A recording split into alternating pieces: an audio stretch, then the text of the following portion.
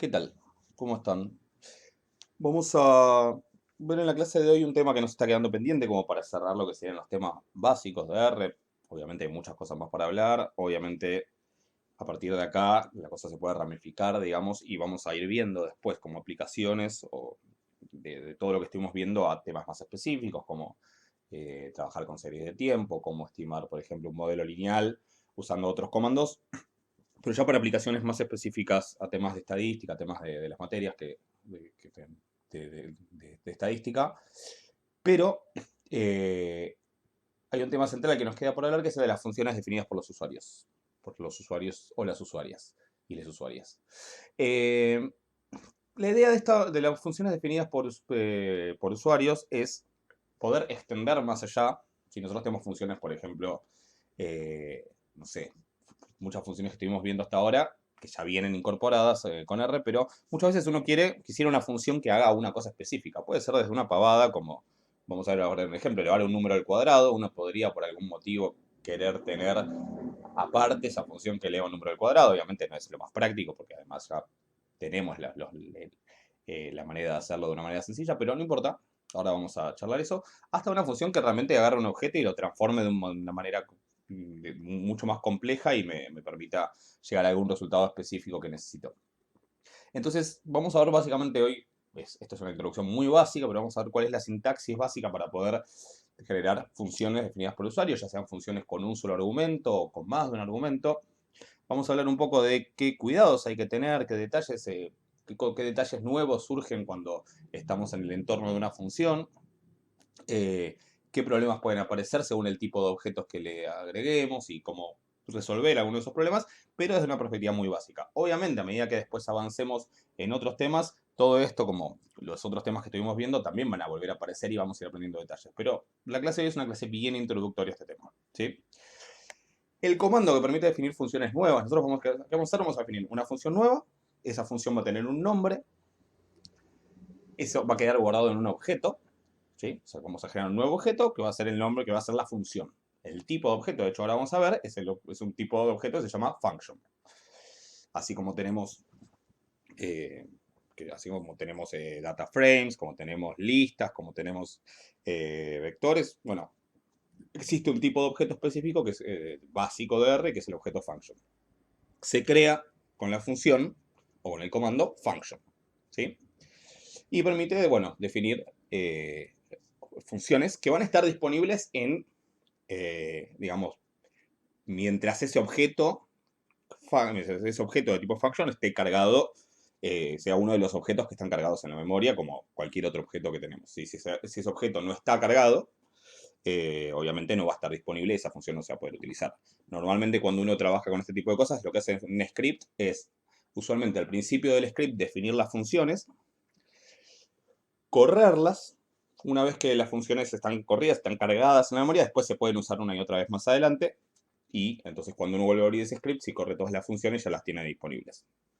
Sí, después en aplicaciones que hagamos eventualmente, eso se va a ver. Vamos a hablar un poco de la sintaxis, ¿sí? La sintaxis, dicho así muy generalmente, es el comando function.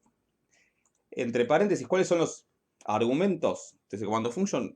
Function, bueno, son básicamente lo que van a ser como los argumentos de la función, ¿sí? Si mi función va a llevar un solo argumento, yo acá voy a poner un argumento con un nombre.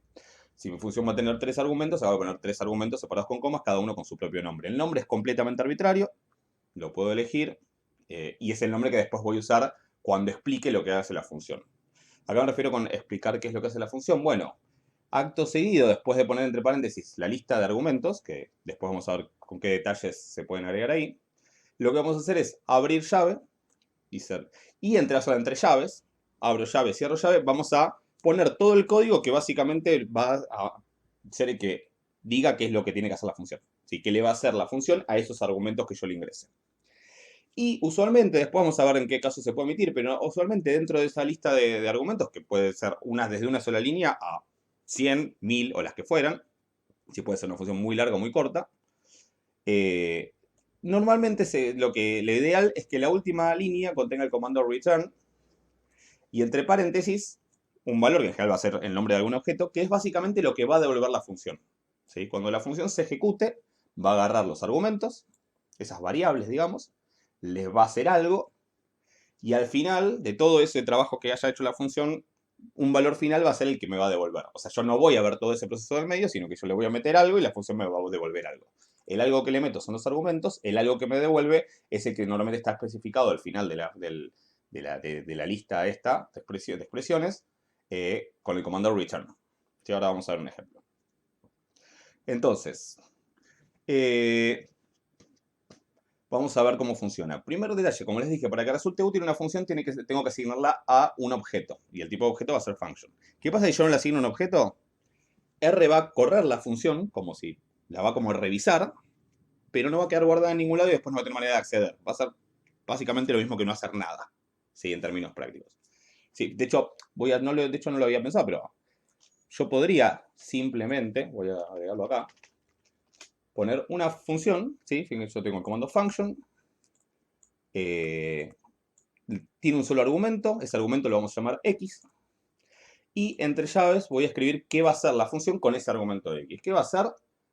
Lo va a elevar al cuadrado, y al poner, acá no sería completamente necesario aclararlo, pero vamos a hacerlo como es la manera ideal, con el comando return yo digo que va a devolver la función. Yo le voy a meter x, me va a devolver el valor de x al cuadrado. Y ojo que acá x no lo piensen como un número, x es un objeto, ¿sí? Y ese objeto yo le puedo poner en principio es cualquier cosa, con lo cual los efectos pueden ser los más variados. Si es un vector de longitud 1, x al cuadrado va a ser un vector de longitud 1. Si x es un vector de longitud 10, x al cuadrado también va a ser un vector de longitud 10. ¿Sí? O sea, va a ser el resultado de lo que al objeto que sea le haga elevar al cuadrado. Incluso si x es algo que no tiene sentido elevar al cuadrado, a lo mejor hay un mensaje de error, a lo mejor hay un warning. Todas esas cosas pueden pasar. Pero fíjese qué pasa si yo corro esta línea. ¿Qué hizo R? Bueno, generó, o sea, como llevó a cabo un objeto que es un objeto de tipo función, todo, pero no quedó guardado en ningún lado. Si yo ahora quiero usar esa función, no la puedo usar, ¿sí? Es como cuando yo, por ejemplo, corro, no sé, 1, 2.10. ¿Sí? Acá. Esto que sabemos que hace, que genera un vector de longitud 10 con valores numéricos con los valores sucesivos del 1 al 10. Pero si yo pongo esto ahí, listo, R me lo muestra y ahí quedó y no lo puedo volver a acceder. Si yo después eso lo que le quisiera hacer algo, necesito poder acceder a ese vector, entonces por eso normalmente lo guardaríamos en un objeto con un nombre. Por eso, cuando yo hago una función, siempre tengo que, además de escribir todo eso, finalmente asignarla, con la asignación de como se asignan objetos a nombres, asignarlo con la flechita, con el igual eventualmente, a un nombre. ¿Sí? El nombre en este caso es al cuadrado, bueno, ¿por qué? Porque lo que hace la función es elevar al cuadrado. ¿Sí? Entonces, si yo la corro así, fíjense que acá no me muestra nada, no corre nada, pero sin embargo ahora está generado un objeto que se llama cuadrado. ¿Sí? Ese objeto que se llama cuadrado, de hecho podemos chequear acá, con class, cuadrado, es un objeto de qué tipo? De tipo function. ¿Sí? O sea, que hay cuadrado ahí dentro y las instrucciones. Las instrucciones de lo que tiene que hacer, que en este caso obviamente es una función muy sencilla.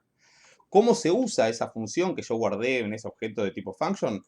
Como cualquier otra función. Se escribe el nombre de la función y entre paréntesis el o los argumentos. ¿Sí? En este caso, ¿sí? Como la función lleva un solo argumento, que acá lo llame x, pongo, por ejemplo, 3. ¿Y qué hace? Lo elevo al cuadrado y me devuelve le metí un vector de tamaño 1 con el 3, que me devuelve un vector de tamaño 1, pero con el 3 al cuadrado, que es el 9. Tan simple como eso. ¿Estamos de acuerdo? Ya sé que no me pueden contestar, pero no importa, todavía nunca me voy a acostumbrar.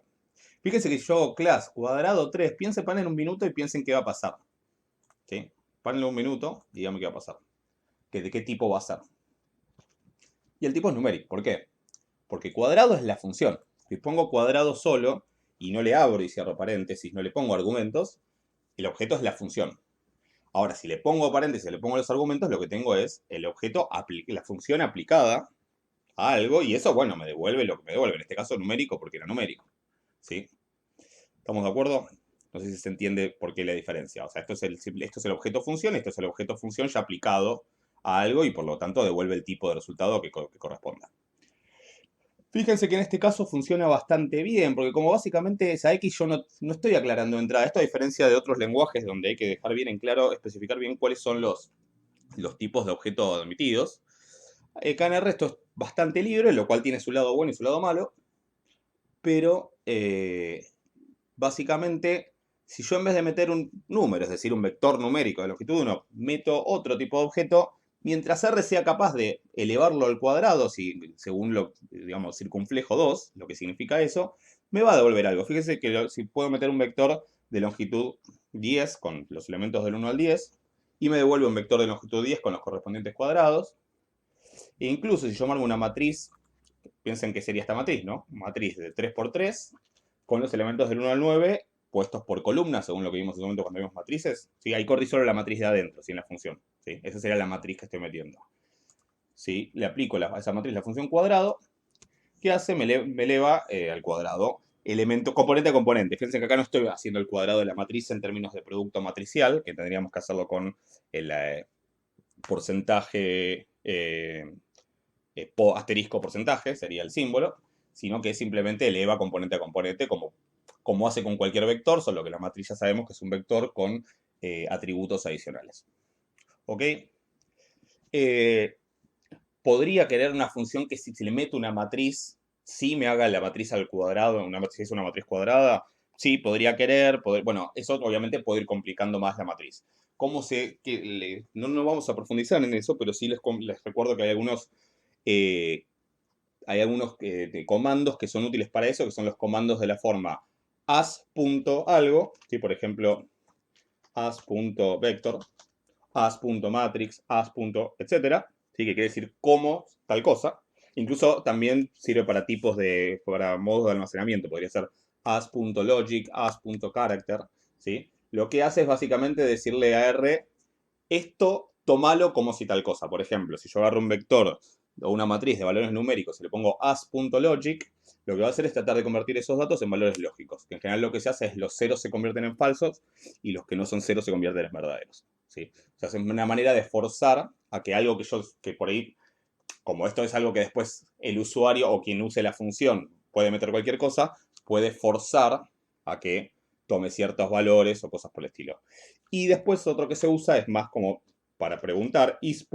Tal cosa, por ejemplo, is.matrix, is.vector, is.logic, lo que permite es chequear si un objeto funciona, cumple o no con alguna característica. Entonces, si cumple, devuelve el valor verdadero, si no lo cumple, devuelve el valor falso, y en función de eso uno después puede usar condicionales para decidir qué va a hacer con ese objeto según el tipo de objeto que es, o si directamente no va a hacer nada y va a mostrar un mensaje de error. Todas esas son cosas que no voy a profundizar ahora, pero se las cuento como cosas que pueden buscar y que después más adelante nos pueden llegar a aparecer, que sirven para justamente ir controlando esto de como es tan abierto lo que yo le puedo meter como argumento, como no está aclarado de entrada, ir controlándolo para evitar obviamente resultados no deseados a la hora de aplicar una función. Estamos. Por último, quiero mostrarles como el objeto cuadrado ya está creado, que este objeto de tipo función. ¿Qué pasa si yo corro solamente cuadrado? ¿Sí? Fíjense que me tira acá básicamente el código de la función. Eso es lo que pasa normalmente incluso para otras funciones que ya vienen en R. Si uno escribe el nombre de la función, insisto, sin argumentos, sin poner paréntesis ahí, me devuelve básicamente que haya dentro de la función, cuál es el código, etc. ¿Sí? Bueno, vamos a parar ahí un segundo y vamos a pasar a un ejemplo un poco más complicado.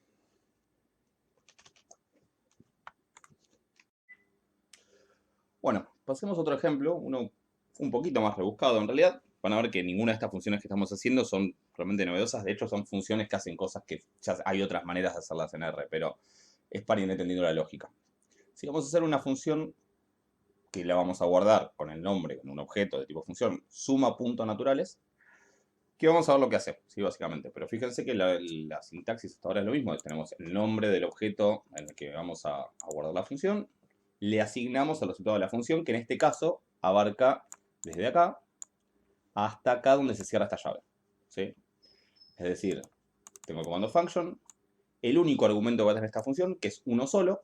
Uno pone n y piensa que es un número natural. Bueno, no, técnicamente es un argumento. Acá uno podría meter, qué sé yo, un data frame.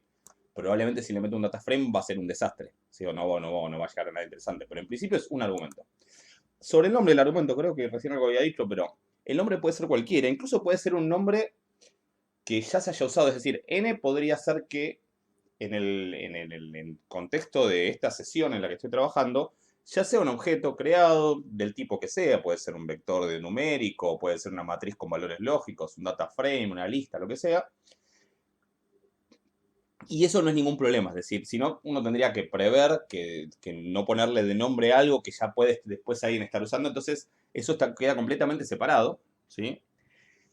Y en realidad hay como lo que se llaman diferentes entornos. En el entorno de la sesión, n podría ser, insisto, no sé, por un vector que tiene guardados valores lógicos de longitud 10. Ahora, cuando esta n, cuando dentro del contexto de la definición de la función, entre la primera llave que abre y la última llave que cierra, yo diga n, esa n va a hacer referencia al objeto que después, eventualmente, cualquier usuario que use esta función ponga como argumento de suma.naturales. No sé si se entiende, ¿sí? Es decir, si yo acá pongo, por ejemplo, acá que voy a poner suma.naturales 10, si lo corro ahora me va a tirar un error porque todavía no está creado el objeto suma.naturales. Pero básicamente dentro de este contexto, dentro de este entorno de la función, cada vez que yo aparezca n, n va a ser este 10, este vector de longitud 1 con el valor numérico 10. ¿Se entiende? Si acá pusiera el nombre de un data frame, bueno, n va a ser eso y después veremos si funciona o no funciona. Pero no va a ser ese objeto que ya existe, que podría existir con el nombre n, ¿sí? Como que quedan por separado. Es decir, es lo que se llama un argumento, un objeto local. ¿Ok? Veamos qué hace esta función. Imagínense más o menos, pero básicamente yo pongo n. Define primero un objeto suma, que le asigno el 0, es decir, va a ser un vector numérico de longitud 1 con el valor 0. Y ese objeto suma va a estar solamente definido dentro del entorno de la función. Después voy a hacer una aclaración, existe algo que se llama asignación global, pero en este caso, ¿sí? Suma va a representar un objeto dentro digamos, del entorno de la función cuando se ejecute la función, pero en principio, si no había en la sesión ya definido un objeto que se llame suma, de hecho podemos chequearlo, en este caso creo que no lo hay, ¿ven? No hay ningún objeto que se llame suma, después que yo corra la función va a seguir sin haber un objeto suma, ¿sí? Porque ese objeto suma solamente va a tener lugar y va a actuar dentro del entorno de la función. ¿Se entiende? Que ese objeto suma entonces va a ser un vector de longitud 1 con el valor 0, y ahora vamos a tener un bucle, ¿sí? Un bucle for, que va obviamente desde la llave que abre a la primera llave que cierra, que es esta de acá. ¿Sí? Ese es lo que va a hacer ahora. Ese for va a tomar valores, el índice va a ser i, y va a tomar valores sobre este vector, es decir, va a tomar los valores de 1 hasta n, ¿sí? Y lo que va a ir haciendo, mientras se repita, es al objeto suma, que es un vector que empieza con un 0, le va a asignar el valor de suma más el valor de i. Ejemplo, cuando i valga 1, a suma le va a asignar el valor que ya tenía, que era 0, más 1, porque ahora i vale 1. O sea que ahora suma va a valer 1. Supongamos que hay un segundo elemento, entonces va a pasar a valer i igual a 2. Suma ahora está valiendo 1. Entonces suma ahora va a ser 1, que es lo que valía, más 2. 1 más 2, 3. Supongamos que hubiese un tercer valor y va a pasar a valer 3. Suma está valiendo 3 porque era 1 más 2. Ahora le va a sumar 3.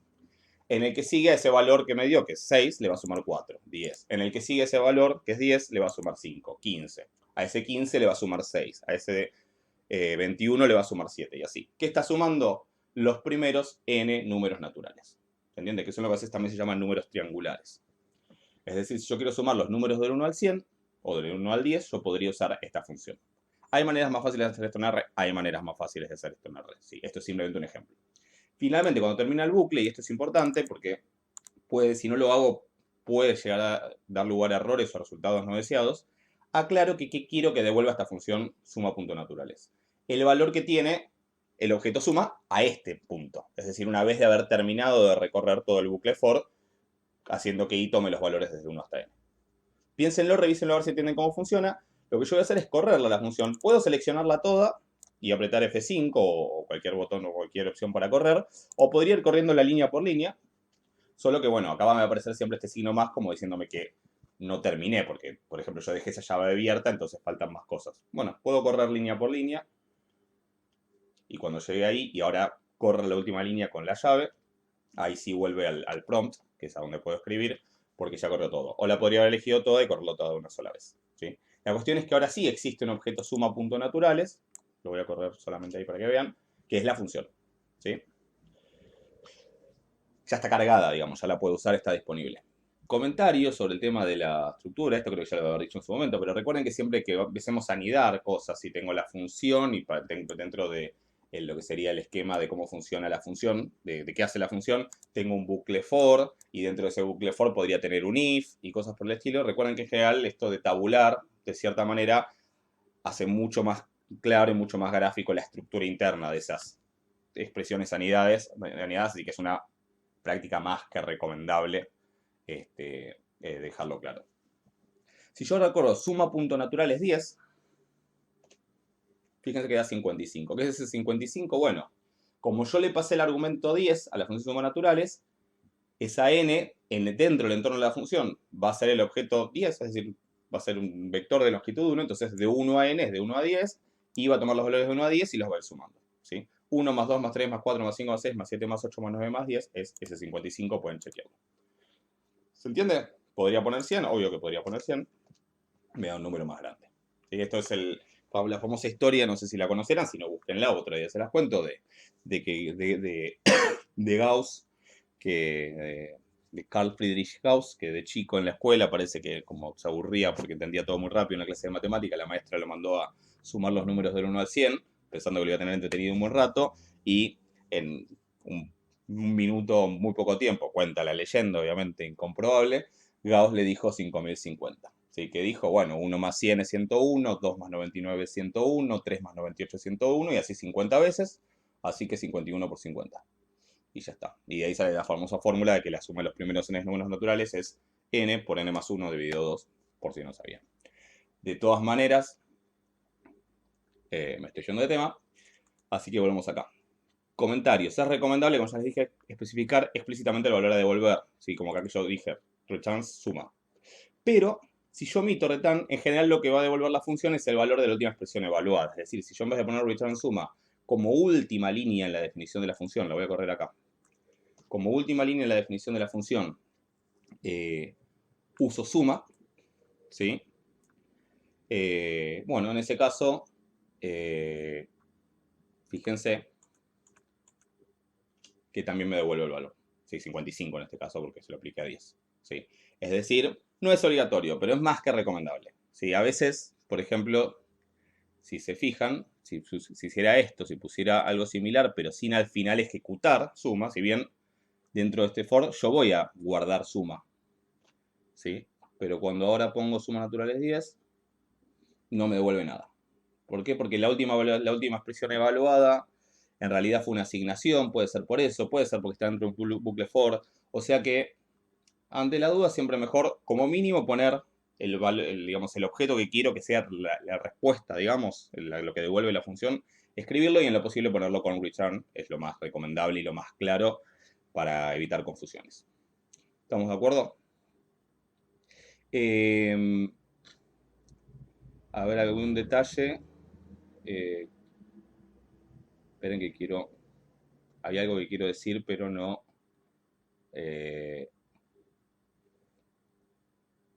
esto bueno, viene más adelante, así que lo vamos a ver después. Volvemos acá entonces un minuto. Bueno, eso podemos omitir o no. Mejor no omitirlo y mejor poner return, eso que quede claro. Una vez ejecutada la función, los valores de las variables internas de la misma no están disponibles. Es decir, yo, para ejecutarlo, para cuando se ejecuta la función, tuve que crear este objeto suma. Ahora, si yo pongo suma, me dice que no existe, porque ese objeto existió a los fines de evaluar el valor de la función como algo interno, es local, no se sale de ese entorno, fuera, en el entorno de la sesión en la que estamos, no existe. Lo mismo pasa con esta i, que se mueve dentro del bucle for, tampoco existe. ¿Estamos de acuerdo? Así que eso es importante. El otro comentario que quería hacer es, el siguiente. ¿Qué pasa si yo cometo un error? Esto porque sé que vi que después no lo dije, así que vamos a ponerlo. ¿Qué pasa si yo cometo, no sé, un error de sintaxis? Lo escribo así, una pavada, ¿sí? Un error de tipeo. Y ejecuto no esperen que voy a usarlo en la que está bien, que era la que tenía acá, return y todo. ¿Sí? return suma, coma m no es nada, digo, ahí es un error. Si yo corro esa, digamos, guardo creo ese objeto de tipo función, me tira un error. Es como que de alguna manera encuentra el error de sintaxis. ¿Estamos de acuerdo? Esa es una de las cosas que puede salir mal con una función. O sea, si yo escribí un código que no significa nada, que tiene un error de sintaxis, al tratar de generar el objeto de tipo función, me va a marcar el error y no va a quedar guardado. ¿Sí? Eso es un problema.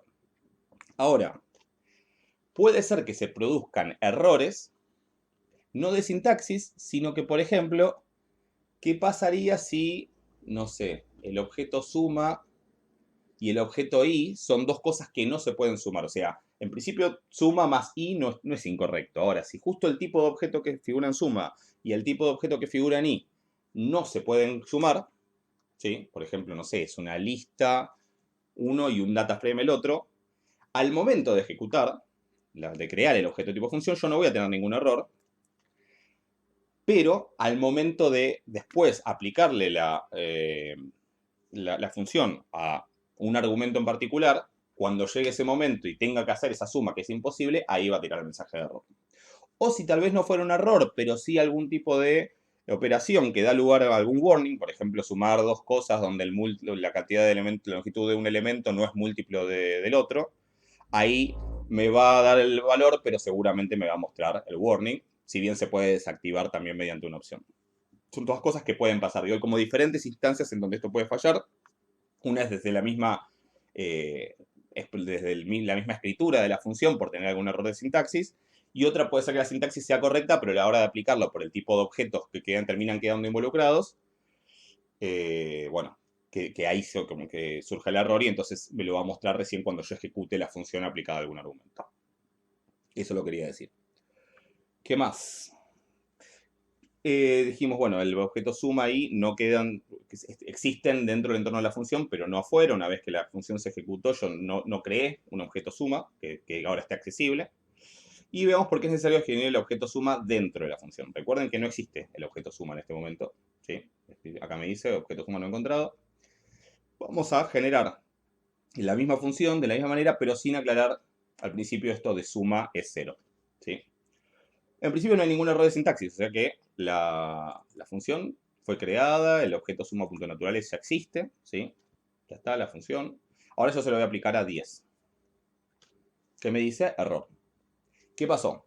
Acá no hay ningún error de sintaxis, no una cosa, no dejé ningún paréntesis en cerrar, no puse ninguna coma de más, no hay ningún problema. Con lo cual la función la corre. Ahora, cuando yo se lo aplico a un argumento particular, en este caso al 10, ¿qué es lo primero que hace? Bueno, obviamente ese 10 pasa como el objeto n hacia adentro de la función.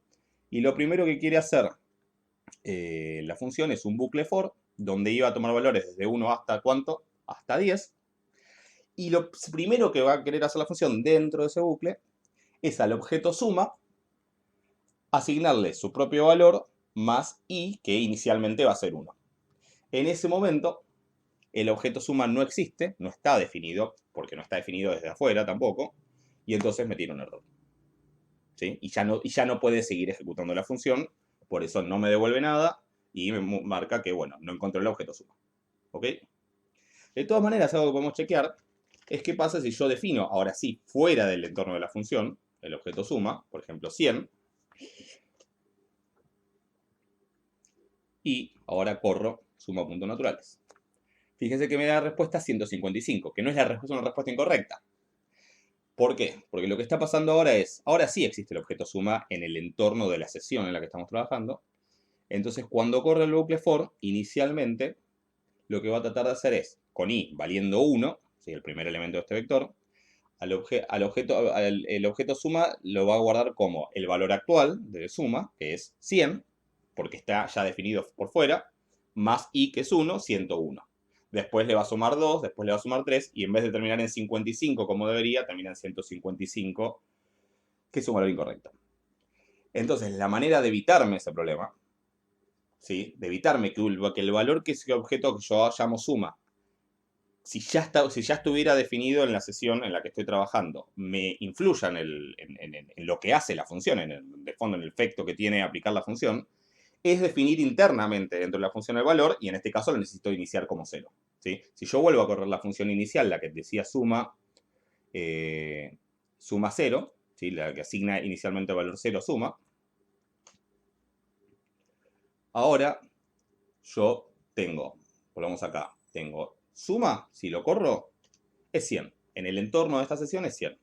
Si yo ejecuto suma.naturales y se lo aplico a 10, me devuelve 55, el valor correcto. ¿Por qué? Porque dentro de la función, dentro del código de la función, lo primero que hace el código es asignarle el valor 0 a suma. Pero ese valor 0 se asigna localmente solo para la función, con lo cual si yo ahora que ya corrí la función, vuelvo a ejecutar suma, sigue valiendo 100. ¿Sí? Hay un suma que es de la sesión, ¿sí? Del entorno de la sesión, y hay un suma que es del entorno específico local de la función. ¿Se entiende? ¿Sí? Ah, bueno, que esto es lo que está pasando acá. ¿Se puede definir afuera? Sí. Lo que pasa es que si lo defino afuera, sí, bueno, acá ya por ahí mezclé un poco, pero ¿se puede definir afuera? Se puede, pero si lo defino afuera, ese valor influye en el resultado de la función y no es lo que quiero, ¿sí? Y como dijimos, el valor de suma una vez que se ejecutó la función no cambia, ¿sí? No cambia porque existen como simultáneamente dos objetos suma. Uno que está en el entorno de la sesión, uno dentro del entorno de la función cada vez que la ejecuto y después desaparece. ¿Sí? Obviamente, ¿cómo está programado eso por detrás? Y bueno, no es nada sencillo y por suerte R se encarga de manejar eso. ¿Sí? No es algo de los que no tengamos que preocupar. ¿Se entiende? Yo sé que es bastante lío esto. Así que ya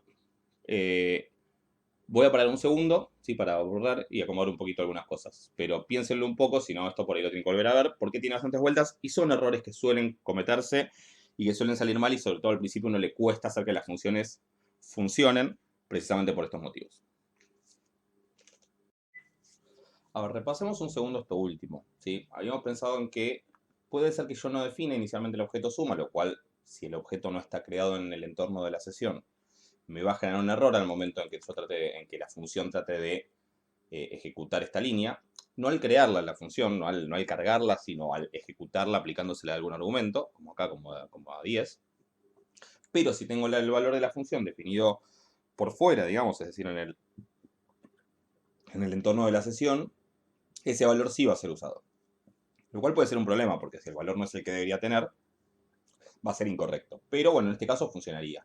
No es lo ideal, no es una buena práctica esto. Pero supongamos que tenemos eso.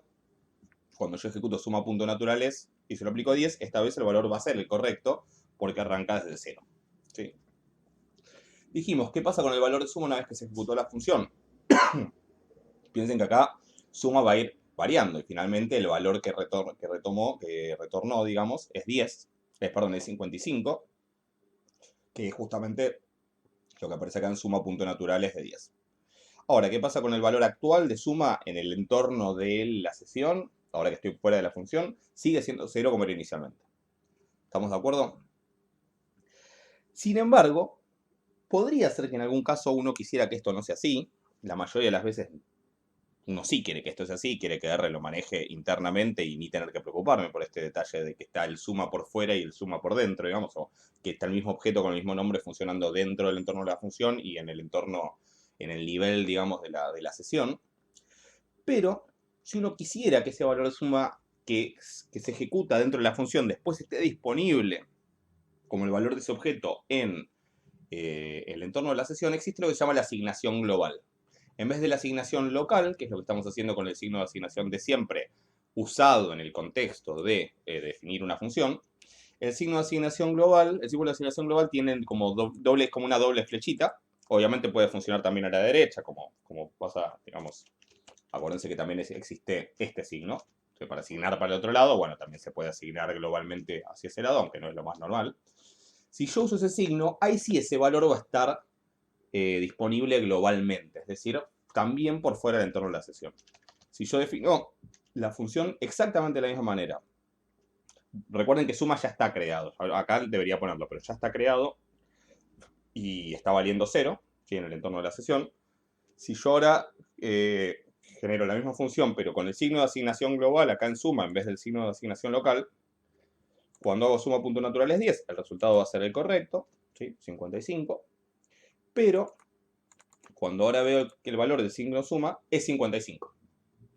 ¿Estamos de acuerdo? ¿Por qué? Porque este valor que acá se asigna dentro de la función, en vez de quedar solo en el entorno de la función, por haber usado el símbolo de asignación global, también está disponible por fuera del propio entorno de la función, en el entorno más general, más global de toda la sesión. ¿Sí? De la sesión en la que estoy trabajando. Obviamente yo cierro esto y después cierro R y ya el valor ese suma no está más disponible. ¿Sí? Pero mientras la sesión esté abierta, ese va a ser el valor que tiene. Con lo cual, ojo, esto obviamente puede traer lugar a problemas. Si yo ahora vuelvo a poner suma.naturales 10, piensen qué creen que va a pasar. Pongan pausa un segundo. Si yo corro de vuelta la misma función, ¿sí? Suma.naturales 10, piensen qué va a pasar. Pongan pausa un segundo, sigan. Yo ahora ahí lo corro. Vamos a correr esta línea. Me da 110. ¿Por qué? Y porque ahora suma valía 55, con lo cual cuando acá empieza a sumar, inicialmente hace 55 más 1. Y si eso ahora 56, bueno, y así va sumando 55 en total, por eso da 110. Si yo ahora vuelvo a correr la función, me va a dar 165. Obviamente esto en general no va a funcionar, no está bueno, digamos. Es como que tenemos una función que todo el tiempo va cambiando la forma en la que está definida, la forma en la que actúa. Para alguna aplicación en particular puede ser útil, eso no estoy diciendo que no. De hecho, pues podemos tener funciones dentro de funciones y diferentes niveles. Bueno, eso se puede complicar mucho más. Tampoco quiero volverlos locos y locas. Pero la idea es que puede tener alguna aplicación en particular, pero en general suena mucho más razonable el otro. Si yo tengo esto como teníamos antes, con la suma que inicialmente vale 0, con la asignación hecha dentro de la función con el signo de asignación local, y ejecuto suma.naturales 10, siempre que ejecute suma.naturales 10 voy a seguir manteniendo 55, perdón, ahí 55, a menos que se me ocurra cambiar el valor inicial de suma. Por eso, siempre lo más razonable va a ser lo que hicimos inicialmente, de definir el valor de suma dentro de la función al principio, y de esa manera sí no hay manera de que yo pueda, de que pueda meter nada raro dentro del, del funcionamiento de la función. Como regla general, si yo quiero evitarme cualquiera de estos problemas, lo que tengo que hacer es cualquier cosa que yo vaya a usar dentro de la función, inicialmente definirla con el valor que quiero que tenga al principio de la definición de la función, al principio de todo el código interno de la función. ¿Sí? Ahí ya con eso me estoy evitando que cualquier valor externo definido en la sesión o cosas por el estilo me pueda influir en el funcionamiento digamos, en la manera en la que la función se aplica. Eso sería como lo más general, lo ideal, digamos. O sea que hay que trabajar a conciencia.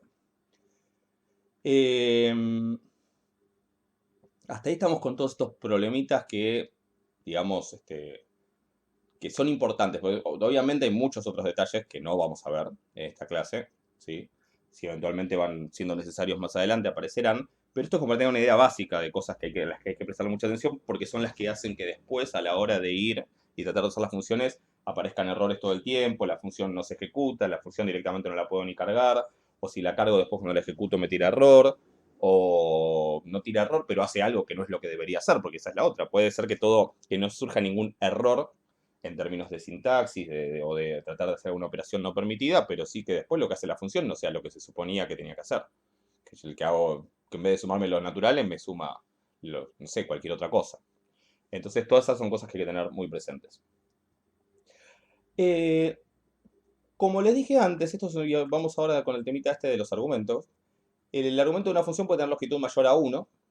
De hecho, no solamente puede tener longitud mayor a 1. El argumento de una función, en principio, no tiene predefinido un tipo de objeto, una longitud, un modo de almacenamiento, ¿sí? Entonces, en principio, uno le puede meter cualquier cosa. Uno tiene guardado un objeto que se llama, qué sé yo, J, y que ese objeto es un objeto del tipo más extraño que se les ocurra. Si después vamos a ver, cuando veamos otros temas, vamos a ir viendo que hay muchos más objetos de los que venimos hablando hasta ahora. Existe, qué sé yo, el objeto serie de tiempo, por ejemplo.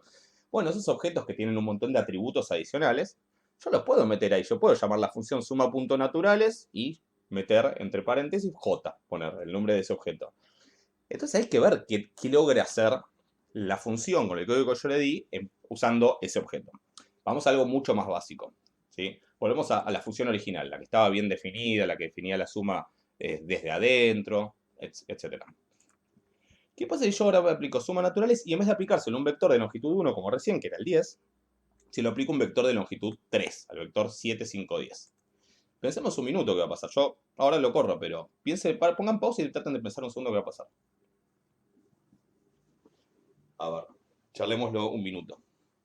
Inicialmente, cuando yo corra esto, la función, bueno, se va a correr este código. n va a pasar a ser el vector 7, 5, 10. Se va a crear el objeto suma en el entorno interno de la función, ya sea que esté definido en la sesión o no. Dentro de la función se va a definir como un vector de longitud 1 que solamente tiene el valor 0. Y después se va a correr un bucle for donde i va a tomar los valores sucesivos dentro de un vector.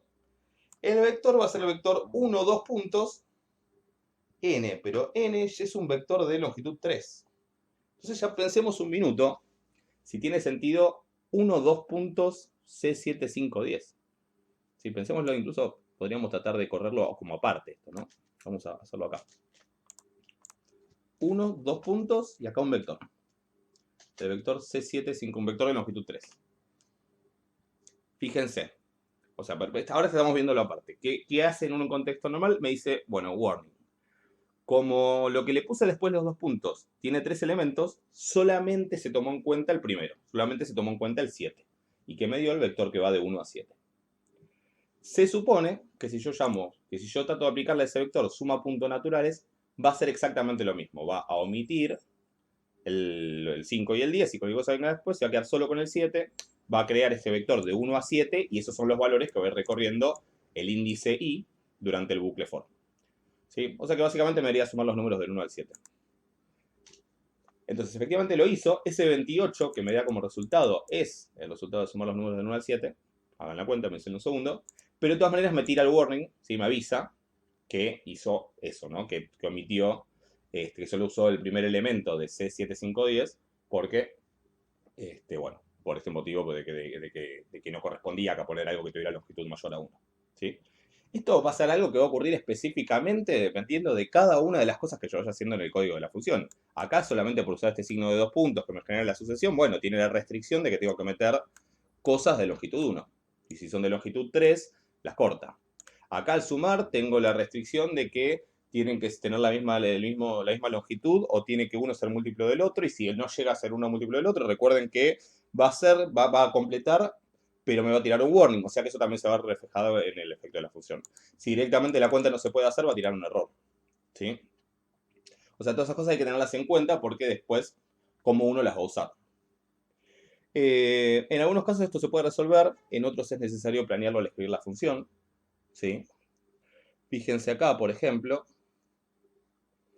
si yo lo que quisiera, porque claro, uno que dice acá, bueno, pero yo a lo mejor no quería que la función haga esto. O a lo mejor sí, a lo mejor me conformo con que mi función, cuando le meto algo que es de longitud 1, que es de longitud 1 que funcione bien, y cuando le meto algo que es de longitud mayor a 1, se quede solo con el primero y le aplique la función solo a eso. A lo mejor me conformo. Pero a lo mejor lo que yo quería es que así como suma puntos naturales, si se lo aplico al 7 me da 28. Si se lo aplico al 5 me da 15. Y si se lo aplico al 10 me da 55. Que si se lo aplico al vector 7, 5, 10 me dé 28, 15, 55. Es decir, que como que le aplique suma naturales uno por uno a cada uno de los elementos. ¿Sí? Entonces, esas cosas las tengo que tener en cuenta, tal vez entonces a la hora de armar la función ya lo tengo presente. Por ejemplo, yo podría armarme la función de esta manera. Primero que nada, en suma voy a poner 0 por n. ¿Cuál va a ser el efecto de ese? Que si n es un vector, piensen un minuto, si yo el n que meto fuera este vector, que es un vector de longitud 3, cuando lo multiplico por 0, ¿qué me va a dar? Piensen un segundo. Si 0 por n, 0 por un vector de longitud 3, va a ser un vector de longitud 3 que tiene todos los valores 0. ¿Sí? Entonces como que yo ya me estoy creando suma, ahora sí como un vector donde puedo poner en cada uno de esos lugares el valor correspondiente. Después voy a tener que hacer lo del bucle for, ¿sí? Todo acá adentro, lo voy a tener que hacer para cada una de las componentes del vector suma. Entonces inicialmente va a haber un bucle anterior, más afuera, digamos, que es el que me va a recorrer una por una las componentes del vector suma para ir completando una por una con la suma, primero, bueno, de los 7 primeros números naturales, después de los 5, etc. ¿Sí? Esto es algo muy común y muy estándar que se hace mucho. ¿Sí? Es algo muy usual, sobre todo si uno quiere que la función trabaje de esta manera, hay que hacerlo casi siempre. ¿Sí? Existen otras opciones que en algún momento podemos charlar, pero esta sería una manera bastante estándar de hacerlo. Entonces yo por empezar tengo el bucle for, que se abre acá, y que se cierra acá, ¿sí? Que lo que hace es esta acá, va a ir desde 1 hasta la longitud de n. Es decir, eh, si el n es un vector de longitud 3, como acá, va a ir desde 1 hasta 3. Si el n que le meto es un vector de longitud 48, va a ir desde 1 hasta 48, porque y suma va a ser un vector de longitud 48. ¿Sí? Es acá me va a ir indicando en qué componente del vector suma estoy trabajando. Y va a empezar en 1, va a terminar, bueno, lo que termine. En cada una de esas componentes va a repetir esto que es lo de siempre. ¿Qué hago? En suma, pero ahora en la componente k de suma, voy a poner el valor actual de la componente k de suma, por eso los corchetes, más i, donde i va a ir desde 1 hasta el n correspondiente, que es el n de la componente actual. Piénsenlo un poco, si es marea mucho, pero traten de entenderlo, ¿sí? Por ahí después pueden parar y volver a esta parte y tratar de entender qué es lo que está haciendo. Entonces, para k igual a 1, empezamos. ¿Qué hace? I vale 1. ¿Hasta dónde va a ir? Hasta n de 1, es decir, si el n, por ejemplo, si el n, insisto, fuera este vector, va a ir hasta 7. Entonces va a ir sumando 1, 2, más 2, más 3, más 4, más 5, más 7, y eso va a ir siendo guardado sucesivamente en la primera componente de suma. Hasta que termine y va a aparecer el 28, que es esa suma desde los primeros números del 1 hasta el 7. Cuando termine de hacer eso, va a salir de acá, ¿sí? Va a salir de este bucle for, y va a volver acá, y k va a pasar a tomar el valor 2, el que sigue. Entonces va a repetir todo lo mismo, pero ahora siempre trabajando con la segunda componente de suma, que empieza en 0, después va a ser 0 más 1, después va a ser eso más 2, después eso más 3, ¿hasta dónde? Hasta n de 2, es decir, hasta 5. Cuando termine de hacer eso, en la segunda componente de suma va a haber quedado la suma de los números del 1 al 5 y en la primera la suma de los números del 1 al 7. Y finalmente va a pasar acá 3, que es la longitud de n, y entonces es el último, y vamos a hacer lo mismo con la tercera componente de suma, donde van a quedar guardados la suma de los 10 primeros números naturales. Finalmente, para que quede claro, pongo return suma, que va a ser un vector de longitud 3, si el que yo le metí es de longitud 3, por ejemplo. Vamos a chequear que funciona, pero después piénsenlo bien, porque estas cosas después en la práctica uno las tiene que hacer, o sea que hay que quemarse la cabeza al principio para después eventualmente poder entenderlas y hacerlas. Yo muchas veces las tengo que pensar cada vez que lo hago, no se crean, o sea, es todo un laburito, pero hay que acostumbrarse. Entonces yo ya la corrí, ¿y qué pasa si ahora le explico como antes a C7510? Bueno, exacto, tengo un vector de longitud 3, 28, 15, 55. ¿Se entiende? Por ejemplo, si el vector C tuviera, qué sé yo, otra componente más, automáticamente, como ya todo trabaja ahora con la longitud que es 4, me va a dar otra componente más donde está la suma de los números del 1 al 93. ¿Sí? Incluso se me ocurre que si meto una matriz, podría funcionar o podría ser que me lo convierta en vector. O podría no funcionar. Esas cosas medio que hay que chequearlas también. ¿Sí? Sobre todo, también dependiendo de qué es lo que uno va a hacer con la función. Si la función uno la va a usar uno solo y sabe qué limitaciones tiene, en general no es un problema. Si la función la va a usar otra persona con la que uno trabaja, hay que tener más cuidado y tratar de probar más cosas para dejársela lo más linda posible. Si la función es algo que uno va a eventualmente publicar y subir a un repositorio para que otras personas la usen, eso normalmente está muchísimo más chequeado y trabajado y con un montón de mecanismos de prevención de errores y cosas por el estilo. ¿Sí?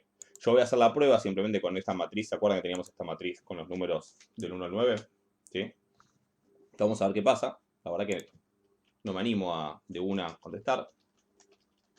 Sumas naturales. Corro la matriz. Y fíjense que funcionó. ¿No? O sea, acá tengo 1, acá tengo 1 más 2, 1 más 2 más 3, 1 más 2 más 3 más 4. O sea, funcionó.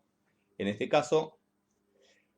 Y fíjense por qué funcionó. Porque yo pensé que podía fallar por cómo le va recorriendo.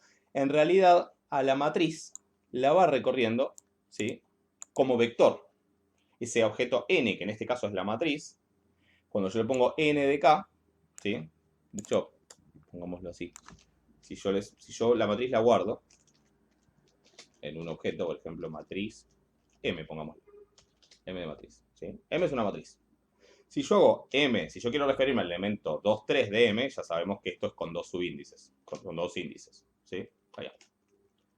M2, 3 es el 8. Ahora, si yo me refiero al elemento 2 de m, o el elemento 4 de m, me devuelve el 4, ¿por qué? Porque el 4 es la cuarta componente cuando la matriz la miro como vector. Recuerden que se lee por columna. ¿Sí? Recuerden que la matriz no es más que un vector con los atributos adicionales de la dimensión, de la fila y la columna. Entonces, en esta parte de suma de K, digamos, esta n, la barra, esta n de K, que acá, la está recorriendo componente por componente, como si fuera un vector, pero al hacer la suma, como al principio yo hice 0 por n quién es, n recuerden, es el argumento, es la matriz, ¿sí? Como hice 0 por una matriz, suma ya empieza siendo una matriz de 3 por 3, y por eso cuando acá hace las cuentas, lo que va dando como resultados como suma es una matriz de 3 por 3. Podría haber fallado, en este caso funcionó porque funcionó, yo no es que lo planeé de esa manera, ¿sí? Pero estas cosas hay que analizarlas, medio que no queda otra y uno se va acostumbrando con el tiempo a analizarlas y acá a veces funcionan y a veces no me importa que no funcione en cierto contexto y simplemente me tengo que acordar que no hay que usarlo en ese contexto, pero cuando esto se abre más y lo voy a usar con otras personas, ahí es donde hay que tener más cuidado para evitar justamente que llegara a resultados no deseados o errores, etc. ¿Sí? También es cierto que si nuestra función falla a la hora de evaluar aumentos factoriales, a veces se puede usar for. O sea, si yo me armé una función y la verdad que no tengo manera de hacer que funcione bien para evaluar argumentos vectoriales, pero igual quiero después aplicar solo vectores, yo puedo hacerme mi función bien básica que funcione para numeritos sueltos, es decir, la vuelvo a copiar acá, para, este, para, para vectores de longitud 1, y después simplemente hacer un bucle for aparte, fuera de la función, o sea, en el entorno de la sesión, donde yo agarre y me vaya generando un vector que le aplique esa función a cada componente del vector. Por ejemplo, yo tengo el vector 7, 5, 10. ¿Sí? Acá ven que está creado ya, 7, 5, 10. Voy a generar un vector y que va a ser como la respuesta. ¿Sí? Va a ser un vector que en principio lo voy a hacer vacío, pero con tantos elementos como el vector lo que le quiero aplicar la función. ¿Sí? O sea, este era de 3, o sea que acá y me va a quedar de 3, pero lo dejo vacío con NAs. Y ahora lo que voy a hacer es, con este bucle for, que no está dentro del contexto de la función, yo simplemente voy a llamar a la función, que ya está definida, y que sé que funciona solamente bien para vectores de longitud 1, ¿sí? Porque es la función original, fíjense, no es la que hicimos recién, que recorre las componentes. Entonces lo que voy a hacer es un bucle for donde yo voy a ir recorriendo las componentes de este vector i, y en cada componente, desde 1 hasta 3 en este caso, hasta la longitud que tenga, voy a ir aplicando la función a la componente correspondiente del vector. Este sería como el x y el y. ¿Sí? El x al que le meto la función y el y que me devuelve. Entonces, al correrlo de esa manera, no hay ningún problema porque primero va a en la componente 1 de y poner la suma de los naturales de la componente 1 de este vector, o sea, del 7. Después va a repetir lo mismo con las segundas componentes y después con las terceras componentes y entonces me da el resultado correcto. Esa es como una alternativa cuando no logro dentro de la función, dentro del contexto de la función, no logro que funcione bien para otros tipos de objetos. Lo que puedo hacer es simplemente aplicar componente a componente con un bucle for, más de un bucle for si fuera una matriz o algo por el estilo, aplicar componente a componente la función para longitud 1. Tal vez no es siempre lo más eficiente, pero para cosas básicas que no requieren demasiado poder de cómputo es siempre una opción alternativa que a veces les puede solucionar un poco la vida. ¿Sí? Bueno, y para terminar, un par de aclaraciones. ¿Sí? Hasta ahora todas las funciones con las que trabajamos, la única, sí, las dos únicas, tenían un solo argumento, pero las funciones pueden tener más de un argumento, pueden tener muchos, de hecho. ¿Sí? Pueden tener cualquier cantidad. Bueno, no sé, te va a haber un límite, pero en principio puede haber muchos. Yo podría tener una función que sea de dos argumentos, sí, como una función de dos variables, digamos, si quieren, incluso en términos numéricos. Yo me puedo definir una función con dos argumentos, x e y, se ponen como separando por comas, y f, esta la voy a guardar en una función que se llame f simplemente, ¿sí? Y obviamente acá puedo hacer cualquier cuenta con esa x y esa y, que son los argumentos que le voy a pasar a la función. O sea, ¿qué va a hacer esta función? Voy a tener un valor x, un valor y, va a ser x por y más y al cuadrado menos x. Va a ser como evaluar una función. Entonces, si yo corro esa función y hago f de 2, 3, ¿qué cuenta hizo? 2 por 3, 6, más 3 al cuadrado, que es 9, 15, menos 2, 13. Y es eso. ¿Estamos de acuerdo? Podría ser que como argumento x le pase un vector de 2 con longitud 2 y como argumento y un vector de longitud 2. Sí, y en este caso, como esas cuentas se pueden hacer componente a componente, probablemente funcione. Chequen. ¿Ahí qué hizo? Hizo f de 2, de este 2 y de este 1, que me dio 1. ¿sí? 2 por 1, 2, más 1, 3, menos 2, 1. Ahí está. Y después hizo f de 4 como x y menos 1 como y me dio menos 7. Pero digo, estas cosas pueden salir bien, pueden salir mal, hay que chequearlas, ¿sí? La otra opción es que a veces uno quiere funciones donde alguno de los argumentos es opcional y si el argumento, cuando yo llamo la función, no lo pongo, toma un valor por defecto. Si por ejemplo si yo pusiera function x, y igual a 1, quiere decir que si yo ya pongo f de 2, 3, vamos a ponerlo ahí corrí la función, ¿sí? Con el i igual a 1 al definirlo como argumento. Si yo pongo f de 2, 3, como el primer argumento es x, como el segundo argumento es y, va a ser f de 2, 3 como antes y va a dar 13. Pero si pongo f de 2 y no aclaro el valor de i, el valor por defecto de i va a ser 1. Entonces va a ser como f de 2, 1, que sería 2 más 1, 3 menos 2, 1. ¿Sí? F de 2 sería hacer f de 2 con la x, porque la x es el primer argumento, y con la i igual a 1. ¿Sí? Comentario. ¿Qué pasa si yo hago al revés? Yo pongo x como argumento optativo e y como argumento no optativo. Y pongo f de 2. ¿Sí? Me dice que no estoy poniendo el valor i. ¿Sí? Que está ausente sin valor por omisión. ¿Por qué me dice que no está poniendo el valor i? Porque el primer elemento que yo ponga se supone que es x. ¿Sí? ¿Cómo se evita esto? Como hacíamos siempre con las funciones. Es decir, si yo quiero decir que i sea 2, lo que puedo usar es el nombre del argumento. El nombre que es i. ¿Sí? Que eso ya, los nombres de los argumentos están definidos a la hora de definir la función. Entonces yo pongo f de i igual a 2, x ahora sí, el argumento que estoy poniendo está claro que es el argumento i, y x, no lo estoy mencionando, tiene un valor por defecto que es 1. Entonces acá si lo hace, me hizo f de x igual a 1 y igual a 2. Obviamente si pongo el nombre de un argumento que no es uno de los argumentos con los que definí la función, imagínense que me va a decir que ese argumento no se usa. ¿Sí? Obviamente hay mucho más para decir sobre esto, se aprende sobre la marcha. Esto es como para que tengan una idea muy básica, pero bastante detallada en algunos problemitas muy importantes que pueden surgir y que después son los que cuando uno se pone a trabajar con eso siempre al principio le cuestan. Ya al haberlos visto, al saber que existen, cuando trabajen con funciones pueden prestar mucha más atención a esos detalles para evitar que pasen o para prever que pueden pasar al menos. Y obviamente después con la práctica y con la aplicación de esto a cosas que realmente les sean útiles, porque la verdad que son pavadas las cosas que estamos haciendo que no tienen ninguna utilidad.